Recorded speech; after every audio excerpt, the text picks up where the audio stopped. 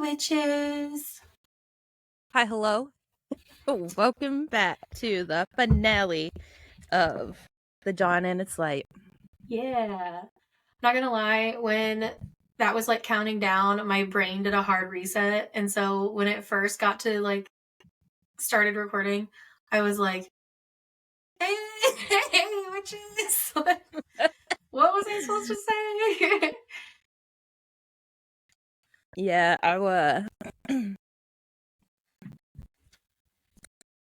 it's early.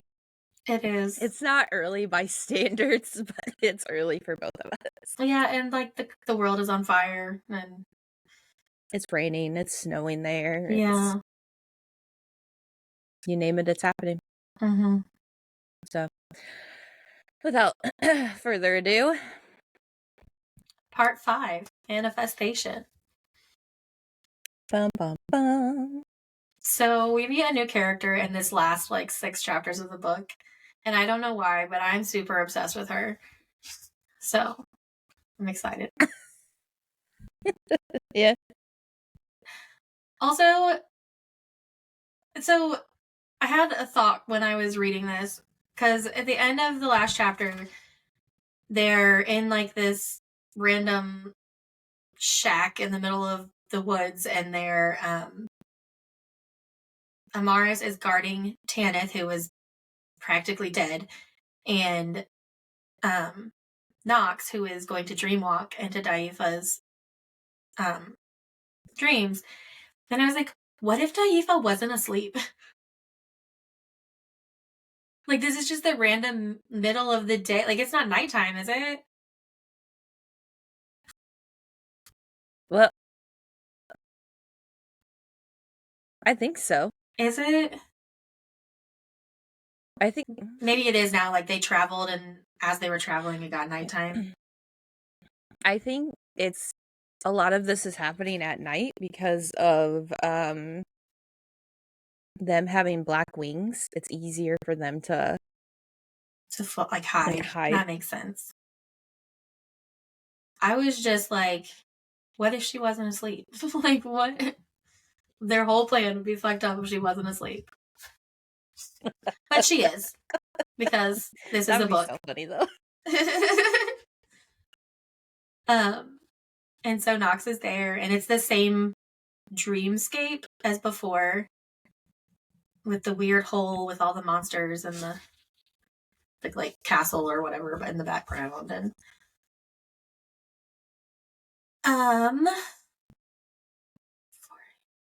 I was really confused, honestly. I was just really confused about anything that was happening during any of this. Yeah, this whole dream is like, it's like a fever dream, like when you're sick and nothing makes sense, but yeah. And that's kind of the vibe I was getting from all of this, because I was like, hold up, what? Hold up. Wait. What? No. And then I like would reread it and I was like, wait. Huh? yeah. The entire time. And so that frustrates Daifa me, but is like telling Nox that the speakers all are manifestors. And then she says that it's the power of the goddess, it's creation itself, like that's what manifesting is. And I feel like this is just too easy. yeah. Because Nox is like, she's in the dream world, so she was able to create a weapon, and she's like slowly getting closer to Daifa without, I don't know, like attracting her notice. Like, I know last episode I was annoyed that like they didn't even think about this, considering everything that else that was happening. But like also it can't be that easy. Mainly because I mean, so much is not misunderstood. Nothing is understood about dreams, but I don't think you can easily kill somebody. Like, yeah, I understand Malik and Knox had sex in a dream before, but like nothing happened to him because they weren't together. Right. So then I'm just sitting here like, how is this even gonna work? Yeah, I didn't expect it to work. But this is really weird because like now we're in the dreamscape still, and they go into the castle and they're walking and talking, and there's this like portrait of a man in the castle, and Daifa has realized she's in a dream. So she's starting to like control things. Mm-hmm. Like she brings the man out of the photo basically, and um she thinks that maybe it's her father, but like she doesn't realize still that Knox is real, I don't think. Yeah, I think she thinks that she's just like It's just part of dreaming the about her, dream. reliving the memory. Yeah. Um but then Knox is like on page 489, Knox is like, okay, this is gonna she wills the axe to be the cleanest and sharpest axe in the history of manufacturing, and then she chops her head off. Um and then does not wake up immediately. And I was like, oh fuck, she's stuck here now? Like, could you not get out of the dream because the person is dead? I was scared. Well, I don't know. And then and like we didn't think of that of ahead of time. Like, what happens if the person who's dreaming dies? Like, is Nox stuck in their head? Like, does she wake Yeah. up? What, we don't know. They honestly should have tried this with Gadriel, considering he doesn't Yeah, die like that easily. And I attempted think it that would have first. been, yeah.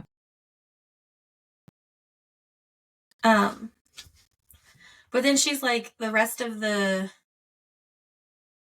dream basically is her trying to wake herself up. And then she goes to the guy and it's like, smack me. Yeah.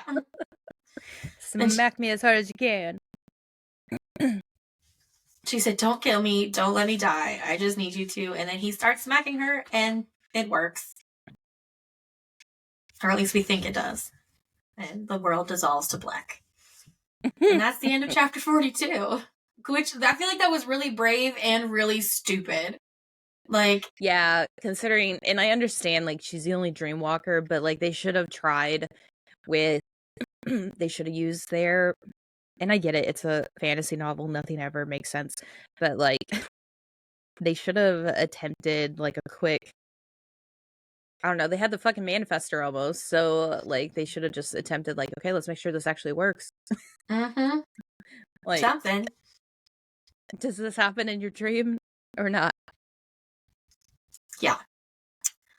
So, Oh, well. chapter 43, she wakes up. And Amaris is gone. And she is pissed. And Tanith is dying. I honestly would have been pissed too, because Nox goes out of the shack and then she goes into, she sees this like cabin, this house, this thing or whatever, the shelter that wasn't there before. Mm-hmm. And she is like, what the fuck? Where did this come from? Like, she's confused, obviously. With all due respect, she should be. She goes and knocks on the door, and then fucking Amaris answers, and it's like, bitch, where the fuck were you? Right, like Tanith is literally dying. I was laying there defenseless. Yeah, like, honestly, at first I thought she was still dreaming. Well, and the fact that she wasn't gone for it, okay, so by the time she woke up, she looked around, she understood like her surroundings, she comes outside. Like, she was not quick. No. after waking up to get to wherever it was, like, she was getting the courage up, she was checking on everybody else, like, she was doing the queenly thing and being safe and trying to do all of this. So, like, Amara, so what are you doing? Like, shooting the shit in the cottage in warmth? Like, what are you doing in there? I know. I was like, so rightfully so, she should be pissed off. I know some people are like, "Oh, it's fine. You don't always have to wake up next to your partner," but it's like, okay, but when you're obviously scared to death. Yeah, this was a different situation. Like, And she fucking asked her to stay. It's not yeah. like she just went outside to go fucking pee. She literally fucking left her. Yeah. No, wild. And then this fucking house is, Gabriel's parents are there. And have we met the other girl yet? Yeah, there she is. There she is. And then, so Alua and, what's his name? Joel are not Gadriel's parents. And so they're Nox's auntie and uncle. Which, that really confused me because, okay, everyone uses, like, cousin for everything around me, and that's, you know. Did you hear that? Okay. We just had, like, a huge fire at the apartment complex yesterday, so I'm like, oh gosh. And it's right next to the building that caught on fire like 3 years ago, so like anyways, so the what was it? So I honestly thought her dad was a cousin, like Gadriel's parents were his aunt and uncle. No. Never did I ever realize that that was not. Yeah. No, Ceres was technically Gadriel's uncle, not his cousin, even though they called him cousin.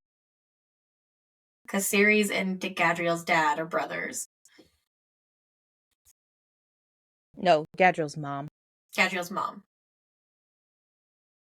That's right. Gadriel's mom and Ceres are. So still though, Ceres is his uncle, not his cousin, even though they call each other cousin. I was like, there's a line that was crossed somewhere. That doesn't make any sense. Yeah. So Nox and Gadriel are cousins, legitimate cousins, and makes it a little weirder what I said in prior episodes. But I also was under the assumption that they were second cousins, not first. Yeah, it's weird. But now we meet this new character that I'm kind of obsessed with. There's this character, her name is Nomi. Yeah. Nomi, I don't know. Yeah, she wasn't in the thing, so I don't know either.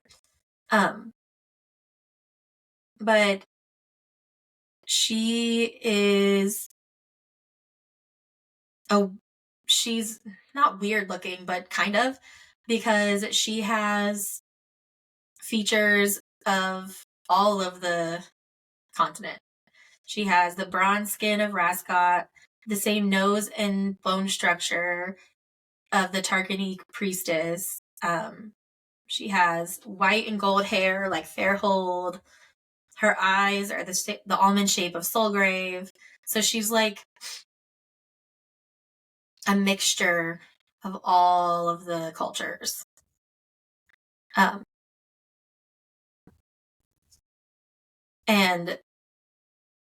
they call her, they ask her if she's the All-Mother, and she just says, I make. And they're like, what? I make this, I make that. I am everything. Thank you. But she's kind of weird. Like, she asks, she speaks in circles and stuff because she doesn't spend a lot of time with people. And not like the creepy weird, just like You have no Yeah. social skills, weird.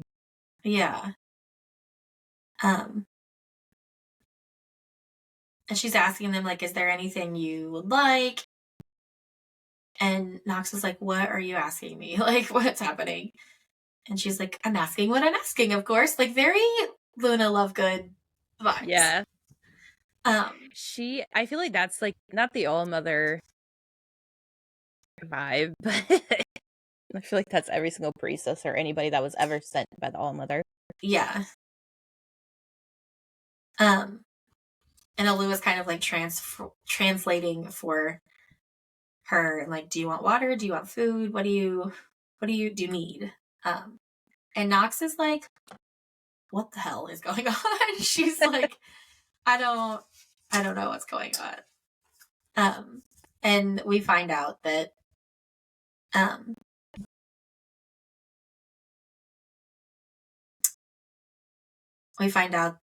she is a manifester and she can just make things. Like, that's her power. Out of nothing, she can just make things. She's a creator. Yeah. And what more could you ask for when Tanith is dying in a Right. shack next door? Right. And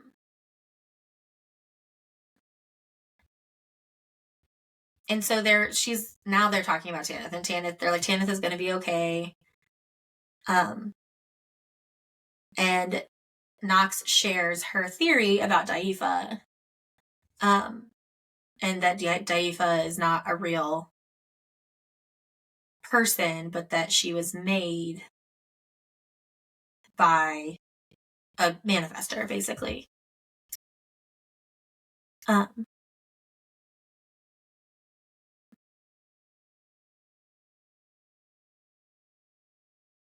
Yeah. And so now they're talking like, well, what if you were manifested, Amaris? Like, what if she manifested you into that Brewsters? You know what I mean? Like, they're just talking something. But I'm like, she could be onto something with that. Like,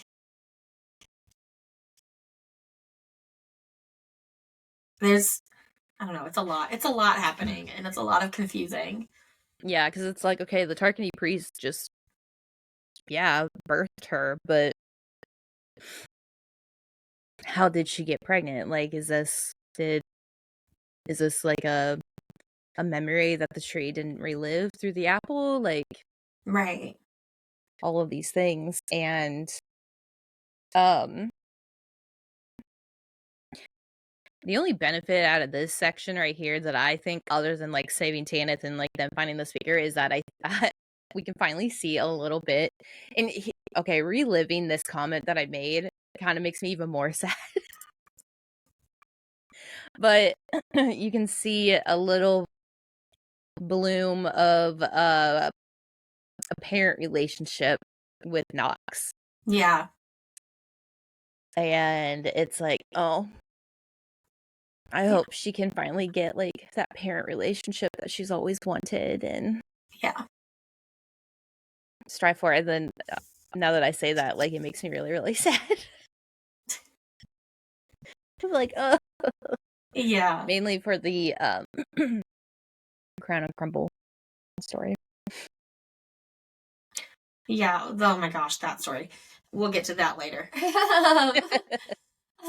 But so then they're up there and they're just chatting back and forth now at this point, and all of a sudden there's like a loud crash and a yelp downstairs, or in the other room, I guess. I don't know if it's downstairs or not, but the other room. No, it is downstairs. And it's Gadriel and Yaslin. Yay, they're back. Damn time. All right. And so they're like sharing stories and about what's going on. And then they're asking Nomi, could you make a human? Like, could you just, or not a human, a fae, could you just produce one right now? And she's like, I don't know, should I try? I think I could. And they're like, no, don't try, don't do that. I think they should have let her do it. That way research. I mean, yes. But also, Nami goes on to say, you believe this woman was made rather than born. If this is true, then she cannot be killed, only unmade. And so, and she, also like the Agdrath, the demons, all of them, they have to be unmade, not just killed. And I'm like, okay, good information. So now they just decided that the plan is going to be that Nomi comes with them and unmakes her, right? But she never said she could do that. She's a manifester. She's not a de-manifester. Like, can she unmake something? We don't Exactly know if she why can even do that. she should have made a human and attempted. Right. We don't like. She never said that she could do that. So, I was just like, all right, guys, like we're kind of jumping ahead 6 steps here, but Yeah. But whatever, we never actually think things through. We just jump ahead. yeah. But what if the manifester, maybe not this specific one, but a manifester is related to Nox somehow? I don't know. I don't Like know. somewhere down the line. Could be.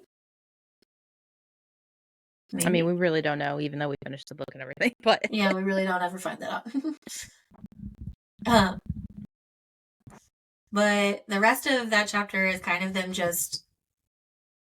It goes to like Gadriel and then Nox kind of chatting back and forth. And then that's the end of chapter 43.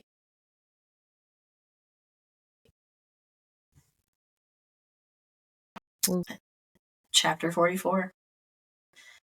These are like some slow chapters, but then they like pop up. Yeah, there's a couple of slow chapters for sure. It's like preparing for the next book, basically. Yeah, I definitely think that's what this last section was. Even though the book has nothing to do with like Nox and them and all of that. Yeah.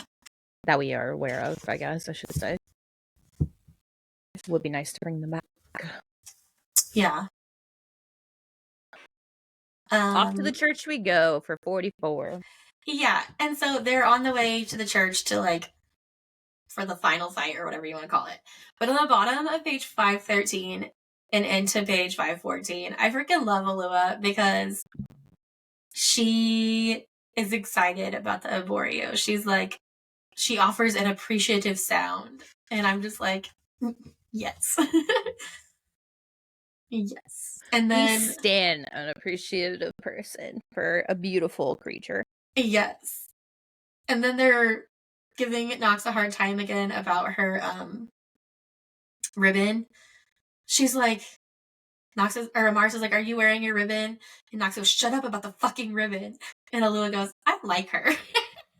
And I'm like, I love Alua. And honestly, Nox is like coming from like a place of nervousness, and you would think she'd like this excitement. Maybe not so like. I mean, maybe because her like life has been so tumultuous. Thank you. Tumultuous that she's like, no, I'm ready to settle. I'm ready just to have a quiet life. I want this to be over. But like the excitement of knowing the end is near is something I figured she would be like enjoying. Yeah. Like maybe that's what it is. Maybe that's the nervousness and she's just perceiving it as like being afraid. But yeah. So whatever. Yeah. They finally are at the church, right? And they're standing outside and Yaslin's like, hey, new speaker, if they're not coming out, could you just make them? And she's like, I don't possess mind control. Although I suppose. And then she makes a golem and sends it in to go get Daifa. And they're all like, holy shit. And the golem's just inside. Yeah, it just wreaking walks havoc. in. It's just like, yep, Because you here I can hear all go. the screams and everything. Like, Yeah, don't worry, she'll be out in a second. it's fine. No big deal. And then all of a sudden, there's a storm. Oh, I wonder who that is. So it's Ryu, and Yaslin's like, Ryu would never. And they're like, we have to assume that she's got memories planted and that she thinks we're evil. But Nomi's here, and she's just like, ah, and it stops. Like, whatever. They have a shelter now. I don't care. And like, it is just like a little bubble. Yeah. Like this cute little like Glinda bubble. Yeah. And then they send Elswith's power, which is the plants that she makes poisonous mushrooms. And Nomi flicks some little rodents into existence and they eat the mushrooms. Like, it's wild. But Nomi's like kind of enjoying herself now. Like, she's like, oh, I didn't know I could do this. Well, and then the Kassar sending in all the wild animals, and it's like, oh, don't worry, we'll be okay. Yeah. And they were. And then who's the last one? Starts with an S. What's her name? Surya. She's the water, I think. I think it's that she can fly, right? Well, yeah, 'cause she's got wings. But I think that's it. Oh, Dimir can... No, Dimir can touch them. Render you unconscious with a touch. But Surya... Chloris. It's Chloris. I was Chloris like, somebody. with the water. Big old destructive wave. Like a tidal wave. Like a tsunami was coming. And Nox freaked out. She goes, the animals, the people, everything would be wiped out. And she goes, okay. Yeah, and then a giant fucking like crater basically opens up in the earth and swallows the wave, and then it's like Atlantis. Yeah. Like the movie Atlantis when they all like start raising up and it's like, oh, okay, there goes the water. Yeah, and then she's like, shall I close it, or do we toss your false speaker in? No, he's hilarious. It's funny because she wasn't making, like, she was joking, but it didn't sound like a joke because she doesn't know how that sounds. Yeah. Like the newly accepted sarcasm that she's had in her life from, this group of people. she's attempting it, and it's great. I love it. Yeah. And so then here comes the golem with Daiva. And Nomi's trying to make her apologize. That she won't. And Nox is like ready for war. She's ready for blood. She's ready for fighting. And instead, Nomi just flicks her wrist and Daiva just simply unravels. She spins like yarn into the wind, floating away in ribbons. And then what's left is black blood. Essentially, like a black ooze. Yeah. Showing that she was actually demon and not human or fae, yeah. Yeah, anything else. And she's like, there. And Nomi's like, there, it's done. And Nox is like, that can't be it. Like, that can't, what? She's like she's so used to having like so much bullshit happening to her that she's like, no, that was too easy. Way too easy. Absolutely not. But nope. So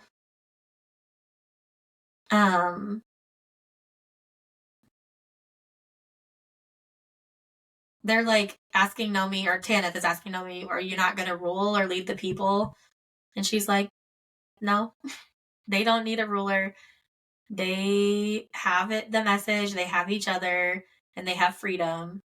And she gives this whole big speech about the All-Mother. That and that if someone comes and is trying to preach like hate or cleansing or this kind of stuff, hopefully they'll recognize it in the future and not allow it to happen again. And then Ryu and Yaslin have a moment. Yay! Yaslin deserves this so much. Yeah, they have more than a moment. They do have more than a moment. Ugh. They go away for a bit. Yeah. And then they come back. Oh, nice and tussled. But I think what was weird for Nox during this entire thing was when the entire populace around them bowed to her. Yeah. And then on 525, they're all bowing to her, and it's like a big, like, moment, like a solemn moment. Like the comps are, bowing to her. The townspeople are bowing to her. Nomi is, like, Gadriel, everybody. And Yaslin is just standing there. And she's like, and then she don't. like looks at her. Don't you do it. And then she just gives her the bird and then goes down. Yeah. It's like, well, that works. Yaslin, or Nox was like, please don't do it. Like, do not bow. And Yaslin's like,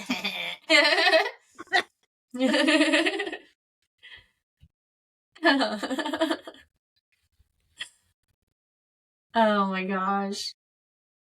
And then she asks, or sorry, I just like jumped thoughts real quick. I don't know what you're about to say, so it's like wrapping things up now, kind of. So they're like, they need a new compt in where the fuck? I just lost the page. Oh, in Soulgrave, because Alistair is dead. Yeah. For number 1 or whatever. And they would like Sector 1. Yeah. And they would like an ambassador to the South. And Nox is like, fuck no. She's like, yeah, I won't be doing that. So Yaslin's like, hey, like tilting her head at Joel and Alua, and she asked them to do it, and they're like, yeah. And Joel, I love this because he's like, what do you say, Alua? Would you like to be a comp? So like, instead of assuming that it's going to be the man, it's her, and I love that as well. Yeah. And so they're going to do that. Considering she is like the sister of the late king, yeah, and the aunt of the queen, it makes sense by for blood. It to be her. Yeah. Yeah. And then that's settled, and Amaris is like, I have to talk to her because Nomi's like starting to walk away. And so they do, and she asks her, did you make me? And she's like, I suppose we do look like, but no, basically. And Nomi's like, ask what you want to ask. And she's like, am I made or am I manifested? And she's like, were you born? And Mars is like, yes, I was born to a priestess with whom I share no biology. I've been told a lot of things, and it was suggested I was a prayer made flesh. And she said, then the prayer was made, you were born. And I was like, yeah, like that's it. And so then my mind was like, what? Like, what? So what? She was well, and and that's something too. She was manifested through a prayer. But Daphne made that prayer, so was Daphne a manifester? I'm telling you. Wildness. Wow. Daphne had a lot more shit behind her than we realized, and you don't know that until you read Crown and Crumble. Yeah. Damn it. Wildness. And so she's like, Nomi's like, do you exist? And Amara's like, what? She's like, do you exist? She's like, yes. And has neutrality been restored? It has. Then does it matter? And she's like, what? I feel like I should be mad. Because at that point, the conversation's over. Like, Nomi's walking away. And, like, I get it that. Oh, hold on. I'm getting ahead of myself again. So she's like, Nomi, where will you go? And she's like, wherever is required when the time is right. And she's like, and if you're needed, you'll send more fruit. And she's like, if only the fruit were mine to claim. And Amaris is like, I feel like I know less now than before we began. And Nox is like, maybe that's the point. And I was like, that may be the point, but fuck that. Because I need answers. Well, and here's the thing. I do like that Nomi is like, oh, I don't want to lead. I'm not doing that. Yeah, that's not for me. No thanks. Ooh. I just came here to help you guys. Okay, bye. Yeah, bye. And I like that because that's what a true, like, person should be. And that's, like, the whole point. Like, a speaker comes in times of strife. Yeah. And then that's it. That one bitch just stayed a little too long. Yeah, she did. Needed to go. So that's the end of 44. 45.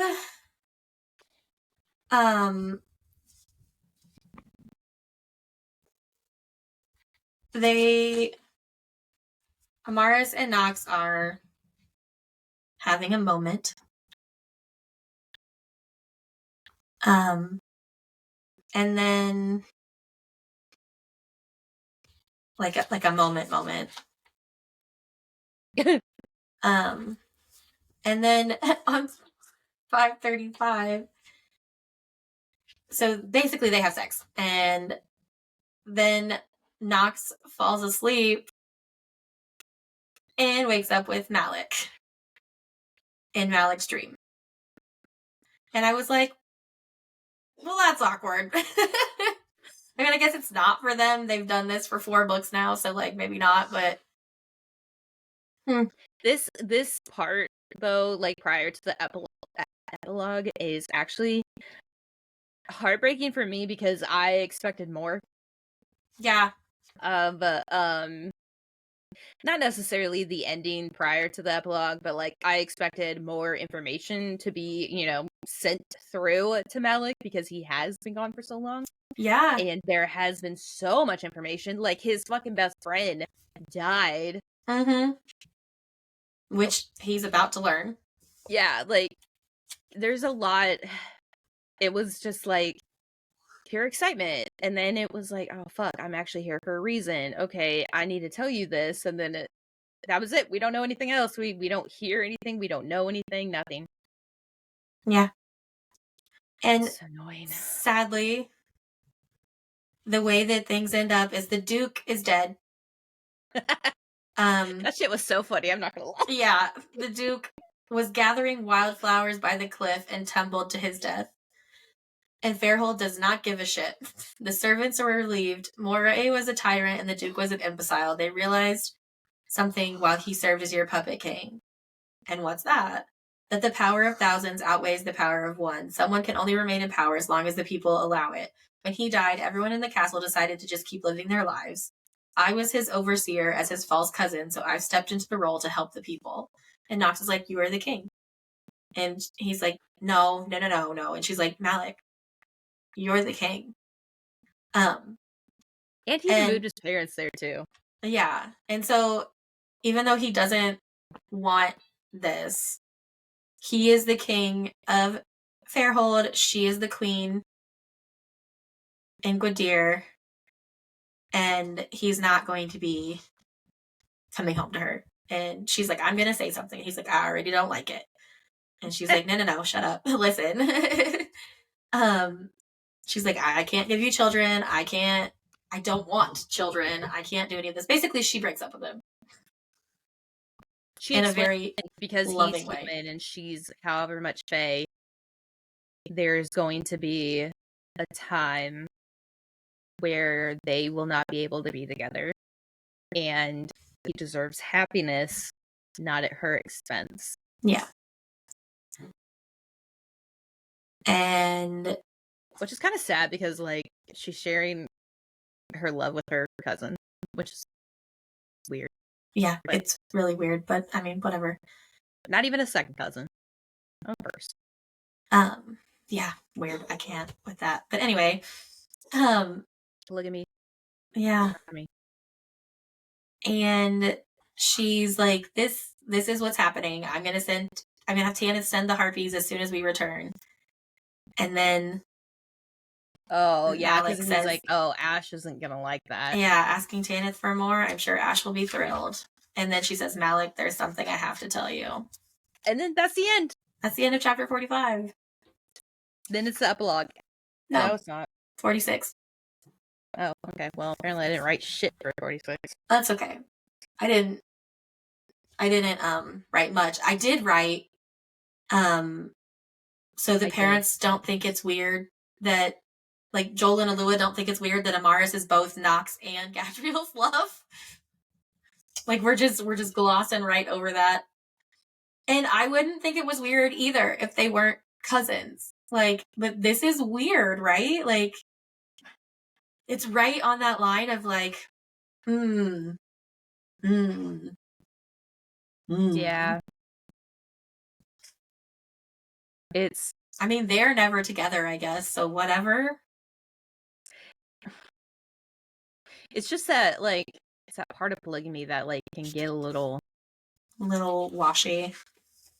It's like, you trying to keep it in the family? Yeah.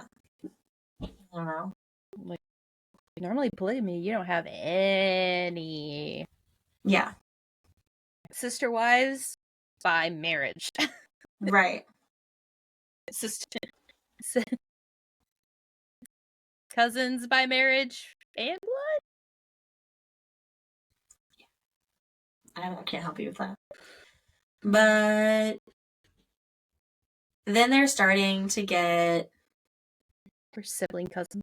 Yeah, I don't know. they're getting ready to leave Salgrave. And Tanith is already on the skiff. And the rest of them are kind of like, she's still in her depression. She doesn't have anybody to say bye to. Yeah. And the rest of them are like getting ready to get on, and they're like, where'd Yaslin go? And I'm like, girl, Yaslin ain't coming. Like, what? She having sex somewhere. And she's not coming on that skiff, okay? And that's what happens. She's like, I'm not coming. And Gadriel's like, Sergeant. She's like, don't Sergeant me. You know there's nothing for me in Gwydir. And I'm like, finally. She is leaving the military for her love. She didn't do it the first time. And she knows exactly what happens. Yeah. She's not taking that chance again. So she's doing it this time. And I'm like, yay. And the nice thing is they actually have, like, skiffs to get to and from places. So it's not going to be as difficult. It's not like she's never going to see him again. Yeah. She will, like, easily be able to visit, and Nox and her can plan trips through dreams. Yeah. And they have the quill. The quill. Which she doesn't skip that foresight and hands it to her. Yeah.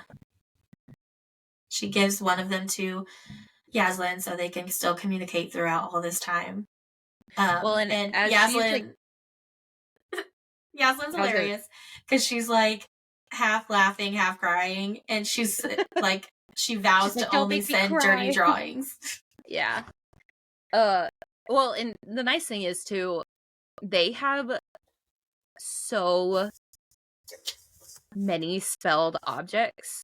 Yeah. I'm sure it'd be super easy for them to get a video camera kind of thing, or like a call system like they did with the flowers there. And they have the university at their disposal, so they have those as well. Yep. They're going to be FaceTiming in no time. Yeah. The Distance? What distance? Right. They get on the thing, and they're going, and there's a quote that at the very end, like the last sentence that I highlighted, and I don't know, it just was a good quote, and it says, "If the pain could shape them in ways that made their journey beautiful, then it would not be wasted." I felt like that was a good little quote, and that's the end of chapter 46. I know, and it's like, I'm just sad. I'm happy, but I'm like so sad because everyone's not breaking up, but like breaking Going apart. their own way, yeah. Yeah. After everything they've been through. And yeah. And Tana doesn't get like happy ending, and that makes me sad. I mean, she does, but she doesn't. Ultimately, the life she had and the one person that helped her change her like viewpoint on everything is not there anymore, and I think that is the saddest fucking thing ever. Yeah. Yes, agreed. They're trying to. Zakai and Nox are trying to help her. Yeah. Kind of. They like take turns to go like speak to her, hang out with her, whatever. Yeah. And it's sad. I also said that I would love a Yaslin and Ryu spinoff. Yaslin already got her spinoff gang in it. I know. I know. Oh well. And like, I don't know, 533, I'm back to Tanith again, because this poor girl, she lost what she thought was her life purpose. Like, she lost her faith. She lost her family. Her family, her purpose. and then she lost the love. Like, so she's like floundering. And Nox is talking to her, and she's like, I thought about becoming a reaver. But then she's like, I don't want a new master, though. She could be a reaver, just not. Yeah. An oath reaver. Yeah. And she is basically wanting to learn. She wants to continue the work, is what she says. And by that, I think she means that she wants to learn where the monsters are coming from and find that manifester. But she also wants she has a lot more powers at her disposal to help. Yeah, yeah. But she also wants to stay in Gwydir while she's working on that. And she's like, Nox is like, of course, like, you're welcome to anything that I have. You don't have to ask. You can just have it. And then Tanith is like, I might need to meet with a healer. Nox is like, are you unwell? And Tanith's hand goes to her stomach and then flexes. And she says, I'll be fine, but could you please send someone to my rooms? Holy shit! Is she pregnant? Is Tanith having Ash's baby? But we never find out. We don't know. And that's what really frustrates me. It's a lot of open ends, and it's like, where the fuck is this going? But I kind of like it as well. Like, she kind of like put everybody on their new path and then left it up to interpretation. So I kind of like it as well that, like, I feel like this could be a good thing for Tanith. And then we know now that there is a spin-off series coming about... Has nothing to do with them, though. It doesn't, but what if it does? Like, it's about the All-Mother. And, like, what if Tanith's baby is a manifester? Oh! We don't know. So, yeah. And then that's the end. What if she gets, like, all of the powers because Tanith has, like, access to groundwater? Right. But it doesn't tax her as much as it does Tanith. Well, her. I say her as if it's going to be a female. I just feel like Ash would be a girl dad. Yeah, I agree with that. I don't think he'd have boys. I think he'd have girls. I can agree with that for sure. But regardless, the baby, I feel like the baby would have, like, what if the baby had all of the powers, including the father's? I don't know. And we might never know.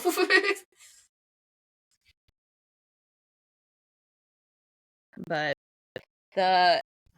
here's my final thoughts, though, for the epilogue. I really want to know how Malik took the news of Ash. I do love the last paragraph. What the fuck?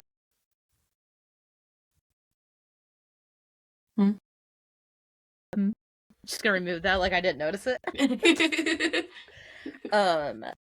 I do like that last paragraph about, like, Nox learning, quote unquote, the secret of life. Yeah. Because it does kind of help. I mean, not help, but it's like, it's shit that, like, Will always tells me. He goes, just look at the small things, like, appreciate the small things, and then, like, you'll start appreciating more things. That's like a reverse psychology, and it pisses me off because I know it will work. Yeah, but it's easier said than done, though. Yeah. And that's what really pisses me off. It's like, the secret of life might not be making a great impact, since changing the course of the continent certainly hadn't eradicated whatever feeling nagged her. Life's great mystery might be learning how to wake up every day and find all the wonderful ways that joy hid itself in the sweet buttery bites of pastries, and the cuddles from animals, and the smiles from friends, and in the nights spent with lovers. Perhaps her greatest feat lay ahead. After a lifetime spent clawing, fighting, tired, broken, and angry, the biggest adventure remained: to allow herself to be happy. And I was like, God damn it. Yeah. I love that. Pisses me off. But I also feel like there's more. Yeah, I get it. There's like a spin-off, but what if she, after like a couple of years, she's like, all right, I'm going to bring them back. Let's do like a spin-off series. That's not all about the All-Mother, but like that's maybe the next generation. Not of kids, but like just 15 years down the line. I'd also be into a series following Tanith's child. So that's that. I just want to make sure that the child is healthy. All right. You know? I hope. Yeah. With her ailments, that happens. But yeah. Without further ado, that was The Dawn in Its Light. Yeah. Until next time. Bye.